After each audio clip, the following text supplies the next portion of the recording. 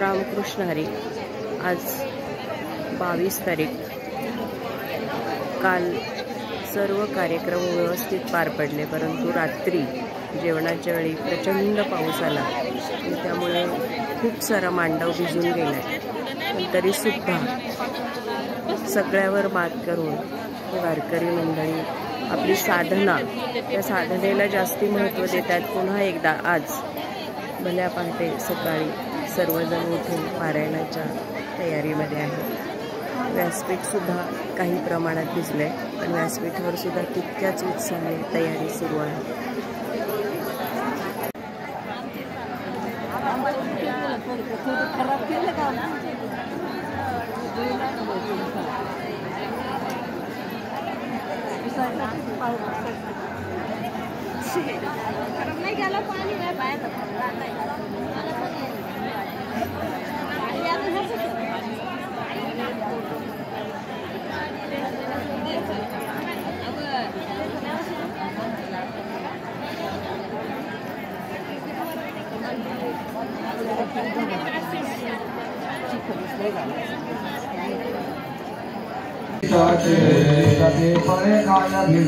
आवडी तयांची मोठी देवा देवा घरी नांगळ्याची आनंद माझी कान द्रौपदीची आईची घोडी धुताली आनंद संकटे बहुते चालो देवोपचारा तो राजा अवसर सुखाचा भोजन परवडे करोने प्रकार सिरूची कामने होय मनाची समाधान आपणाची वाद आपणाची समाधान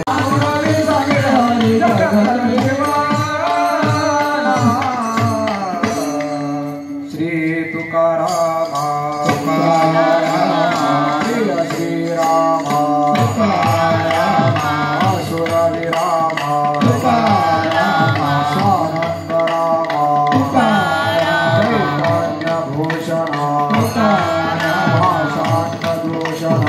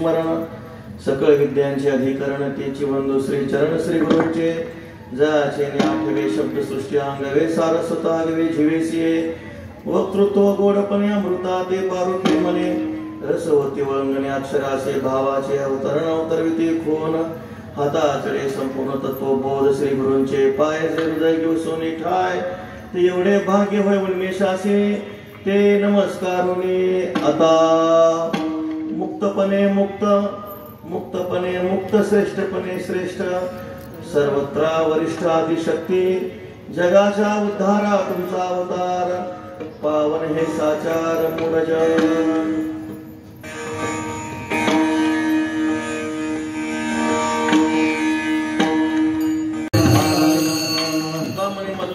सेवा पूर्व पुण्य ठेवा ओढवला आमचे आळंदी पंढरीचे परम नामधारक माऊली महाराज त्यांच्या असणारी हे आज्ञा आणि त्यांच्या आज्ञेने हा असणारा उत्सव आहे.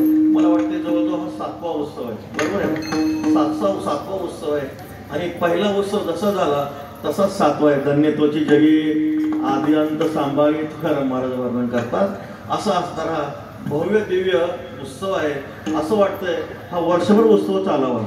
कारण ते गोपाळ जे आहेत, गोपाळ ज्यावेळेस भगवान श्रीकृष्ण परमात्मे गोवर्धन पर्वत उचलला, गोवर्धन पर्वत उचलल्यानंतर किती दिवस झाले काही कळलेच नाही. गोपाळ देवाला म्हणतात सप्ताह होऊ द्या विठ्ठल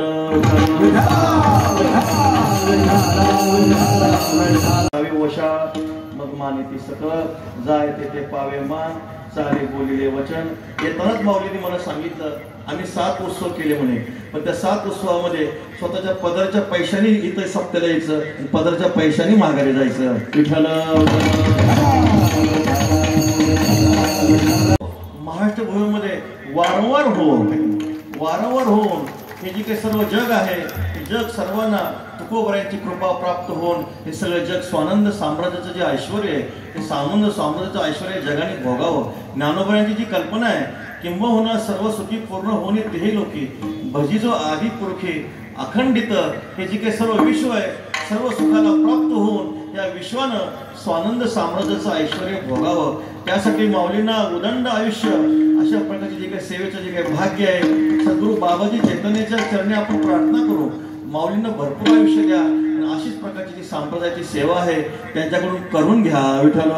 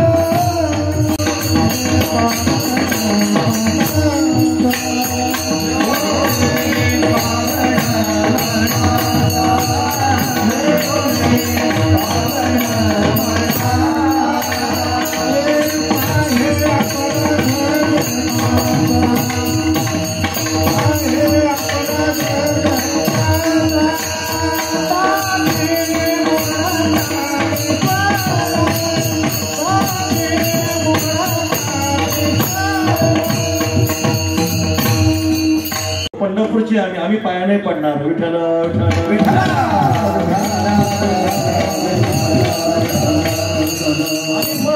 सोपान देवानी पाया पडले, ज्ञानोबराय पाया पडले, सांगितलं निवृत्तदादांनी मुक्ता पंढरपूरचे मोठे वारकरी आहे, नामदेव आहे, दर्शन करा. मुक्ताबाई पाहत होत्या, कोपऱ्यातून पाहत होत्या. दादा पाया पडले, ज्ञानोबराय पाया पडले, सोपान काका पाया पडले, पण हे नामदेवराय मात्र थोडे सुद्धा वाकले नाही. अखंड दयाला देवाचा शेजार कार्य अहंकार केला नाही. मुक्ताबाई जशी संस्कारी म्हटले केले देशोधडी महान संत. संकळी सारखे आईसाहेब मुक्ताबाईने पाहिलं म्हणजे देवाच्या जवळ आहे, पण काय निवृत्तीदादांच्या माऊलीच्या पाया सुद्धा पडलेले. अरे देवाच्या जवळ एवढे दिवस राहिले, अहंकार का गेला नाही. काकासाहेब होते, काकासाहेब म्हणजे वैराग्याचं, देवाच्या मस्तकावर पाय देत नाही, देवच यांचे पाय आपल्या मस्तकावर घेतात, असं वस्तुनिष्ठ असणारा यांचा महिमा आहे. नामामणी खेचर पायी ओळखी झाली सर्वात आहे. आपल्याला माहिती आहे, द्वादशीला बारशीला स्वयंपाक केला, पुत्र आला, पोळी घेऊन चालला, तेव्हा नामदोर आहे, नामदेवाने हातामध्ये काठी नाही, तुपाची वाटी घेतली. देवाने सांगितलं कसं ओळखलं, नामामध्ये खेचर पायी ओळखी झाली सर्वात ठाई. आणि मग नंतर असणारे जे चांगदेव महाराज सुद्धा जो काही गर्व परिहार आईसाहेबांनी केला. जेव्हा ही सर्व मंडळी रेड्याच्या मुखातून वेद बोलवला, तापीच्या तीरावर आले. तापीच्या तीरावर आल्यानंतर चांगदेव महाराज समाधीमध्ये होते. तिथं पुष्कळ अशी प्रेत पडलेले होते. आईसाहेबांनी विचारलं काय भानगड आहे म्हणे. चांगदेव महाराज समाधीतून विठ्ठल दशेमध्ये आले की कुठल्या तरी एका प्रेताकडे पाहतात, त्याचा एखादा प्रेत जिवंत होतो म्हटले. आणि मग चांगदेव महाराज शुद्धीवर समाधीतून बाहेर येण्यासाठी अजून किती महिने आहेत? 2 महिने आहेत. मग आईसाहेबांनी सांगितलं प्रेत जर आता उठवली तर तुमची काय हरकत आहे का? त्या लोकांना इतकं आश्चर्य वाटलं, म्हणे केवढी लहान मुलगी आहे म्हणे, पण गोष्टी किती सुंदर करते, मी ह्यांना उठवलं तर काय हरकत आहे का? असे शब्द काढल्यानंतर सगळं गाव जमा झालं. आईसाहेब खूप खूप तुमचे उपकार होतील म्हणे. हे सगळे प्रेत एकत्र केले. शेजारी एक हार पडलं होतं, कशात होतं माहित नाही, कुत्र्याचं हाड होतं, ते हार आईसाहेबांनी घेतलं, ते सर्व प्रेतावरून फिरवलं, फेकून दिलं. जसं झोपेतून जागे व्हावे तसे सर्व माणसं जागे झाले. कोणी फेटा घालते, कोणी काष्टा नेसते, कोणी सदराच्या गुंड्या लावते, सगळे दाबासो दावी मंत्रासो प्रगट राखली. तुम्ही ज्ञानोबाने सांगितलं तुम्ही 4 विद्या 6 शास्त्र 18 पुराणामध्ये संस्कृत कलेमध्ये निष्णात आहात. 65वी ब्रह्मविद्या जोपर्यंत ही कला प्राप्त होत नाही तोपर्यंत तुम्ही मुक्त होऊ शकत नाही. पत्र हातामध्ये दिलं, ओव्या वाचल्या, अर्थ कुणाला कळतो, अर्थ कळला नाही. आणि मग सांगितलं चला सिद्धांच्या भेटीला आपल्याला जायचे. शिष्याने सांगितलं असं जायचं नाही, आपल्या दिमागात जायचं. मग टाळ, मृदंग, पताका, हत्ती, घोडे, नगारे सगळे 1400 शिष्य होते. सगळेजण शिष्य तापी तीरावर महाराज ती सर्व दिंडी निघाली. चांगदेव महाराज की जय, चांगदेव महाराज की जय म्हणत ती दिंडी अशा प्रकारे केंद्र पाबळला आली. संत शिरोमणी कान्होबा महाराजांना सोबत घेतलं. भीमेच्या तीरावर सकाळचे संध्या स्नान केली, पूजा केली. आणि आल्यानंतर माघ महिना होता, थंडीचा महिना होता. ही 4 भावंड एका भिंतीवर बसली होती, कोवळं ऊन खात बसली होती. ब्राह्मणाने सांगितलं योगीराज चांगदेव महाराज आले, वाघावर बसून आले, सापाचा चाबूक आहे म्हणे. त्यावेळेस निवृत्तीनाथाने सांगितलं ज्ञानोबा आता आपल्याला सुद्धा अलौकिक अशा प्रकारच्या वाहनामध्ये जावं लागेल. मग त्यानंतर ज्ञानोबाने चालविली जड भिंती, हरली चांगयाची भ्रांती, मोक्ष मार्गेचा सांगाते. ज्ञानोबा माझा जी काही जडभिंत आहे ती जडभिंत ज्ञानोबांनी चालवली. योगीराज चांगदेव महाराजांचा तरी अभिमान गळाला नाही. त्यांनी जी काही योग माया नदी निर्माण केली त्या भिंतीवर सोडली. पण ज्ञानदेव म्हणता माया गेली समूळ विलया. ज्यांचं नाव घेतल्यानंतर माया राहत नाही ते प्रत्यक्ष समोर आल्यानंतर माया नदी काय करेल महाराज, अशी भिंत येत होती. आकाश मार्गाने भिंत येत असताना चांगदेव महाराजांनी पाहिलं. गुरुवारी शांतीब्रह्म मारुती बाबा सांगतात जर भिंत वरून येताना चांगदेव महाराजांनी पाहिलं, चांगदेव महाराज म्हणतात शरण गेलेलं बरे नाही तर अंगावर पडून मारावं लागेल. विठ्ठल असा घटना गेला. आईसाहेब स्नान करत होत्या. स्नान करत प्रकारे चांगदेव महाराजांना सुद्धा आदिशक्ती मुक्ताबाईने काय केले, कृतार्थ केले. अज्ञानाचे बोध, सज्ञानाची शुद्धी, तोडिली उपाधी सर्वत्राची. आणि जे सर्व जडजीव आहेत त्या जडजीवाचा उद्धार आईसाहेबांनी केले. आपल्याला माहिती आहे की जर संत मंडळी तीर्थयात्रा करीत असताना धारा तीर्थावर आली. कमलाकर ब्राह्मणाच्या घरामध्ये मुक्काम पडला. आणि मुक्काम पडल्यानंतर त्या कमलाकर ब्राह्मणे खूप सुंदर स्वयंपाक केला. पण काय असतं पूर्वजन्मीचं पाप नेमकं संत महात्मे आल्यावर पुढे येत असतं. घडून येते घटना घडली. त्या कमलाकर ब्राह्मणाचा एकुलता एक मुलगा सर्पदंशाने मृत्यू पावला. आईसाहेबाला मोठी चिंता वाटली. आता जर आपण दुःख केलं तर संत मंडळी उपाशी राहतील, सगळं व्यर्थ जाईल, पुण्य नष्ट होईल. त्या मुलाला झाकून ठेवलं. ज्ञानोबांना निवृत्तीनाथांना सोप्पा काकांना आईसाहेबाला जेवायला बसवलं. आणि मग आईसाहेब म्हणतात पंक्तीचा मालक आमच्याजवळ बसला पाहिजे म्हटले. मग कमलाकर ब्राह्मणाने जेवायला बसवलं. तसं नाही म्हणे, आई तुमच्या घरामध्ये गोपाळ नावाचा मुलगा आहे, त्या गोपाळला उठवा ना म्हणे. मग त्यावेळेस आईसाहेबांनी सांगितलं म्हटले आमचा जो मुलगा आहे गोपाळ तो झोपलाय, आता तो उठणार नाही. तेव्हा आदिशक्ती मुक्ताबाई म्हणतात असं कसं हो, लेकराला सोबत घेतल्याशिवाय जेवण बरोबर आहे का? लेकराला बोलवा ना. आता त्या आईला इतकं दुःख झालं, कोणता फुटत होता. म्हटले आईसाहेब तुम्ही जीवन घ्या, तो येणार नाही, खूप हट्टी आहे.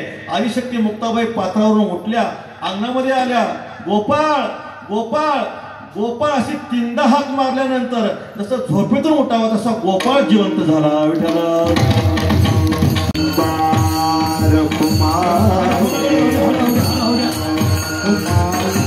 जय जय कुमार.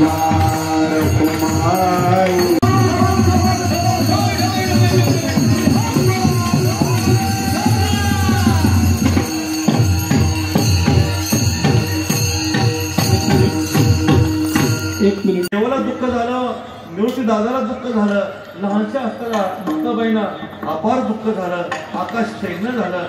तदनंतर सोपान संवत्सरी मिरवत, ज्ञानेश्वर अलंकापुरी सोबत सोपान संवत्सरी मिरवत, नामा पंढरी नाचत निवृत्ती त्र्यंबक शिखरी.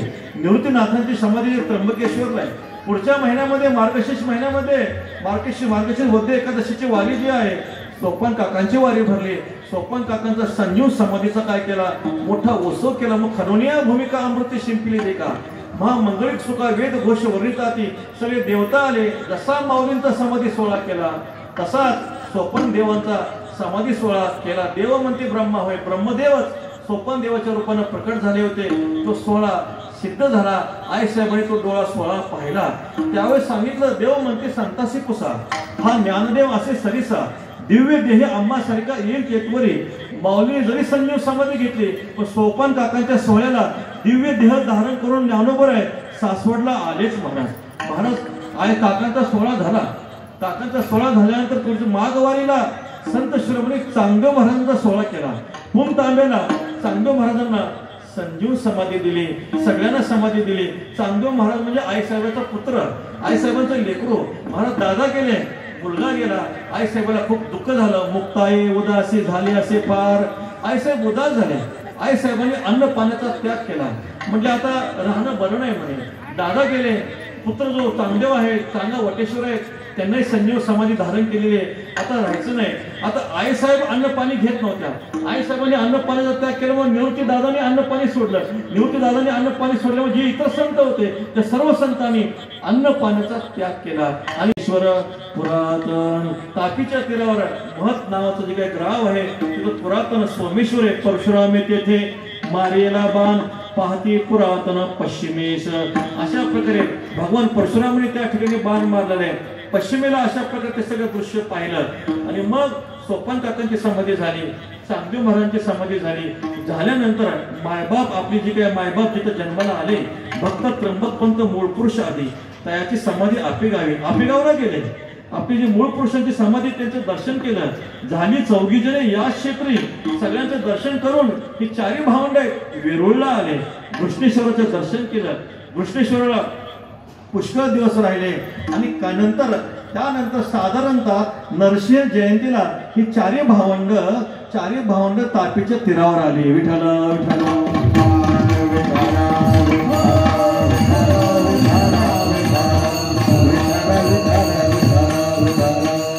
स्थान होतं ते स्थान असं होतं, नाममणी देवा भला हा एकांत.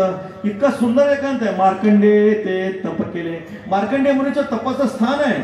भगवान परशुरामाने बाण मारलेला आहे. एकांत आहे. शुचो देशे प्रतिष्ठाप्य स्थिर मासन महात्मना. 6व्या अध्यायामध्ये जे स्थान सांगितलेलं आहे तिथं झाड कसे असावे, तिथं पाणी कसं असावे, कोणते पक्षी असावे, हे जसं वर्णन केलंय ते सगळं वर्णन. कर्दळीचं वन आहे, झाडे झुडपे आहेत, फळबाग आहे, सीताफळ रामफळ इतकं सुंदर आहे. असं वाटायचं काय सुंदर वन आहे. आणि त्या ठिकाणी उष्ण काळ फार तापत असे. वैशाख वद्य दशमीचा असताना जो काही काळ आहे, नरसिंह जयंतीला ती सर्व मंडळी आलेली. वैशाखाचा महिना आहे, उष्ण काळ खूप तापत होता. आणि अशा प्रसंगामध्ये जी काही दाट झाडी होती, मार्कंडेय मुनी जिथं तप केलंय त्या भूमीमध्ये ही सर्व मंडळी आली. त्या जंगलामध्ये अशा प्रकारे राहू लागली. आणि मग चर्चा झाली, एकांतामध्ये चर्चा झाली. आईसाहेबांची निवृत्तीदादांची एकांतामध्ये चर्चा झाली. निवृत्तीदादांनी विचारलं, आईसाहेब म्हणे आता गमन कोणी दिनी आरंभिले, सांग देह राहिला काय गेला काय, आम्ही काय आहोत, ब्रह्मस्वरूप आहोत, आम्ही स्वरूप सोडून कधी आलो नाही. मला सांगा, सूर्याचा प्रकाश आहे, सूर्याचा प्रकाश, सूर्याची किरण सूर्य अस्ताला गेल्यानंतर कुठं जातात? तो जिथून निर्माण झाले तिथंच नाहीसे होतात. दिवा आहे दिवा, दिवा मालवल्यानंतर दिव्याचं तेल संपल्यानंतर दिवा कुठं जातो? निरंजनामध्ये विलीन होतो. जिथून प्रकट झाला तिथंच तो दिवा नाहीसा होत असतो. विचारलं कसं कुठल्या अवस्थेमध्ये तुम्हाला समाधी द्यायची? शंकराचार्यांनी गुहेमध्ये प्रवेश केला का पाण्यामध्ये प्रवेश जायचे, आपल्याला जल समाधी घ्यायची का गुहेमध्ये जायचे का आकाशामध्ये जायचे? हा सगळा विचार जो आहे, सगळा विचार आकाशामध्ये वीज कडकड कडाट करते, त्यावेळेस ती वीज नेमकी जाते कुठे? ती वीज निरंजनामध्ये लीन होते. हा सगळा विचार केला निवृत्तीनाथांनी. आदिशक्ती मुक्ताबाईंना सगळं विचारलं. सगळा विचार जात असताना अशा प्रकारे दशमीच्या दिवशी जवळजवळ ही सर्व मंडळी एक महिना तापीच्या तीरावर राहिली. एक महिना तापीच्या तीरावर राहिली. गंगा धारेवर राहिली. इथं परशुरामाने बाण मारला तिथं राहिली. जिथं मार्कंड्याने तप केले त्या ठिकाणी ती मंडळी राहिली. आणि जिथं तापी आणि पूर्णा संगम आहे त्या ठिकाणी तापी पूर्णा बरोबर तापी पूर्णाच्या संगमाच्या ठिकाणी वैशाख वद्य दशमीच्या दिवशी हे सर्व मंडळी जे आहेत स्नानासाठी आले. स्नान घातलं, आईसाहेबांना स्नान घातलं. आईसाहेबांनी निवृत्तीदादा म्हणतात आता हे आईसाहेबाचं शेवटचं स्नान आहे. आता आईसाहेबांना परत स्नान आपल्याला घालणं होणार नाही. मग माझ्या मुक्ताईला कोण न्हाऊ घालील? मग निवृत्तीदादाने स्वतः मुक्ताबाईला न्हाऊ घातलं. सुंदर प्रकारे स्नान केलं. पांडुरंग परमात्मा राही रखुमावे सर्व सत्यभामा आल्या. सर्वांनी आईसाहेबांना स्नान घातलं. स्नान करून बाहेर आल्यानंतर आईसाहेबांनी शुभ्र पांढरं वस्त्र अंगामध्ये धारण केलं. धारण केल्यानंतर निवृत्तीनाथांची पूजा केली. चरणाचं तीर्थ घेतलं. श्री पांडुरंगाची चरणाची पूजा केली. रुक्मिणी मातेच्या चरणाची पूजा केली आणि मुखामध्ये तीर्थ धारण केलं. आणि जसं ज्ञानोबा निवृत्ती सोपान काका चांगदेव महाराज समाधीला जात असताना त्यांनी भगवंताची स्तुती केली, तसं मुक्ताबाईंनी सुद्धा पांडुरंग परमात्म्याची स्तुती केली. मुक्ताई म्हणे देवाजी देवा तू विसावा जीवशिवा गुणगाट सुटला वारा. अशा वारा भयंकर सुटला.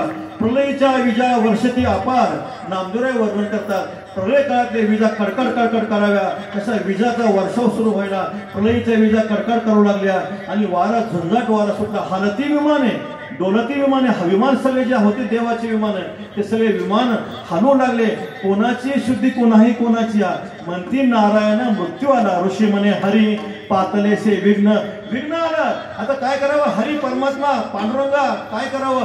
निवृत्तीदादा नामदेवाने विचारलं. आणि या सगळ्यामध्ये धाकटी असणारी मुक्ताबाई होती, लहान होती. सगळेजण म्हणतात मुक्ताबाईंना जपा, मुक्ताबाईंना जपा, मुक्ताबाईंना जपा. आईसाहेब लहान आहेत. आणि असा प्रलयीचा वारा सुटल्यानंतर आकाशामध्ये कडकड कडाट अशी वीज कडाडली. नामदेवराय वर्णन करतात. कडाडली वीज निरंजनी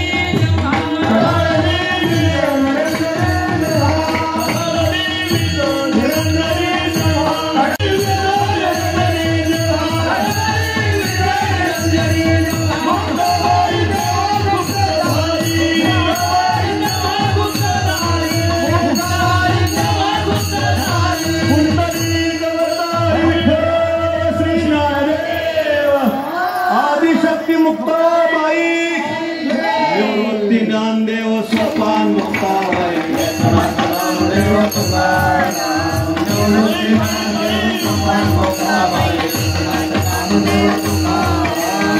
निवृत्ती ज्ञानदेव सोपान मुक्ताबाई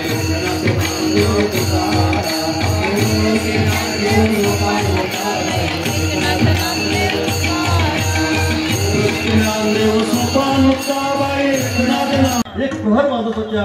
3 तास लख असा प्रकाश पडला गेला. गेले निवारुणे आकाश आभूट नामा म्हणे कोठे मुक्ताबाई. 3 तासानंतर साधारणतः हा प्रसंग 1 वाजता घडला गेला.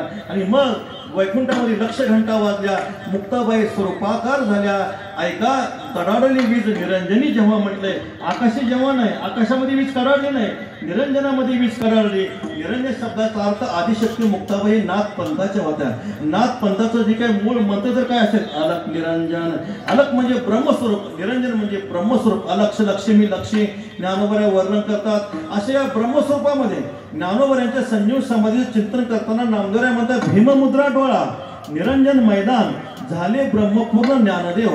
निरंजन म्हणजे ब्रह्मावस्थेमध्ये ज्ञानोबांची संजीव समाधी आहे. म्हणजे चिदाकाश रूपी जो काही ब्रह्म आहे त्या ब्रह्मस्वरूपामध्ये जो लख प्रकाश पडला त्यामध्ये ब्रह्मचितकला ब्रह्माचा जो काही चैतन्यरूपी प्रकाश अशा मुक्ताबाई प्रकाशामध्ये प्रकाश ज्योतीमध्ये ज्योती सामावून गेल्या. असा जो काय असणारा आईसाहेबांचा सोहळा आज वैशाख वद्य दशमीच्या दिवशी तापीच्या तीरावर असं जिथं सोमेश्वर आहे त्या ठिकाणी आदिशक्ती मुक्ताबाई गुप्त झाल्या. त्यांचा 728वा असणारा हा अंतर्धान सोहळा आहे. अशा भक्ताचं जर चरित्र आपण ऐकलं तर नामदेवराय वर्णन करता ऐसियाचे चरित्र जो आवडी ऐके तो या भक्ता बरोबर तुके भोगी वैकुंठीचे निज सुखे बोलिले सोमुखे श्री विठ्ठल. धन्य धन्य ते भक्त ज्या कारणे श्री भगवंत ऐसे पवाडे करीत विश्व उद्धरत तेने करुणी जे भाग्याचे होती त्याशी होये प्राप्ती. ते मागुतीन येते पुनरावृत्ती गर्भवासा नामा मने हरिस्मरणे तुटती अनंत जन्माची बंधने पावे जे पद सुख निदाने पद साक्षात श्री विठ्ठल चरणाचे. ज्ञानेश्वर माऊली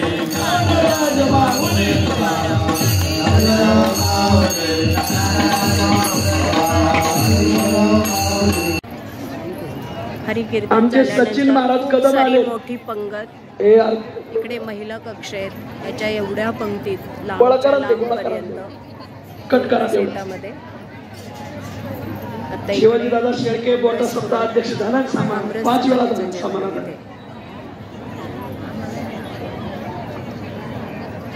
त्याला वाढू लागायचंय. जो आज वाढील त्याला मुक्ताई खूप आशीर्वाद देईल. जो वाढील त्याला तुकोबरे आशीर्वाद देतील. खांडळगाव आपलं आंधळगावकरांनी जेवायचं. एक 10 मिनिटं कोणी मंडप सोडू नका कारण तिकडे गर्दी झालेली जेवणाला. जे महादेवाचा पाय धरलाय महाराजीचा हात धरला म्हणजे महादेवाला एका हातात आणि एका हातात वाण फरा फरा फरा फरा ओढी थेट पांढराला देवळात.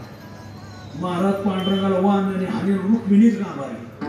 रुक्मिणी दारातच आढळलं. अगं हे पुढं पुढं मागवा तिथं बाई घाबरत कोणा तुझ्या मालकाचा पेट पाहायचा म्हणजे माझ्या पोराचं दुखणं तुझ्या मालकामुळंच झालं.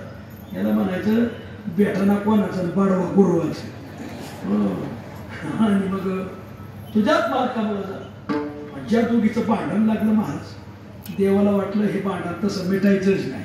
मग पहिलं महादेवला नीट केलं पाहिजे. देवाने नुसतं त्याच्या डोक्यावर हात फिरवला त्याचा मूत खडाच गळून गेला.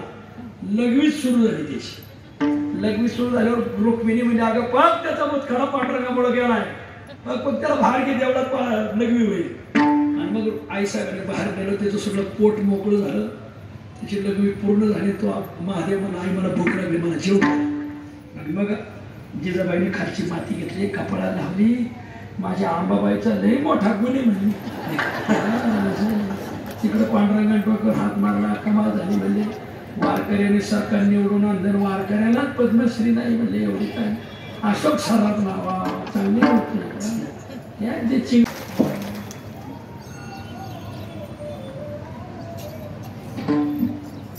खूप धन्यवाद.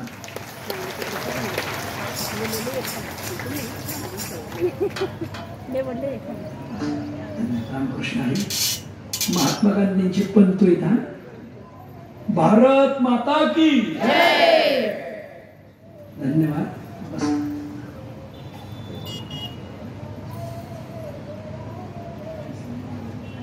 थोरंदाळे गाव आंबेगाव तालुक्यातील यांनी 25,000 रुपये देणगी आणि 2,500 या ठिकाणी भाकरी दिल्या. त्याबद्दल सप्ताह कमिटीच्या वतीने सहर्ष स्वागत. आपला सन्मान या ठिकाणी होतोय. Thank you.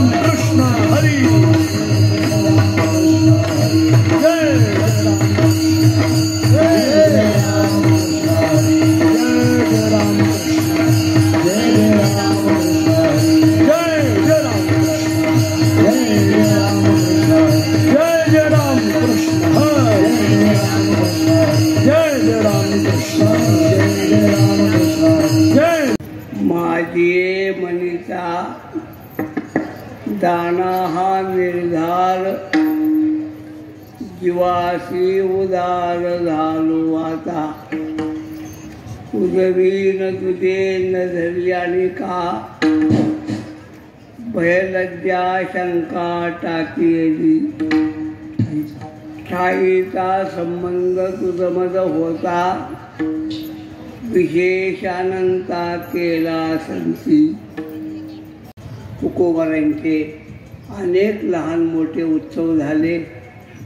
देहूकरांनी तर वर्षभर देहूला अखंड सप्ते केले. वर्षभर लागून त्यामध्ये आमचे परमस्नेही ज्ञानेश्वर माऊली कदम यांच्या मनात असा विचार यावा की आपणही हा सोहळा वेगळ्या तऱ्हेनं संपन्न करावा. आणि म्हणून त्यांनी संपूर्ण महाराष्ट्रभर पहिल्यांदा नाशिक घोडोद फाटा, दुसऱ्यांदा कोपरगाव, तिसऱ्यांदा सासवड, चौथ्यांदा भंडारा डोंगर, पाचव्यांदा सिद्धटेक, सहाव्यांदा अकोळनेर आणि समारोप बरोबर तुकोबारायांच्या सद्गुरूंच्या चरणाजवळ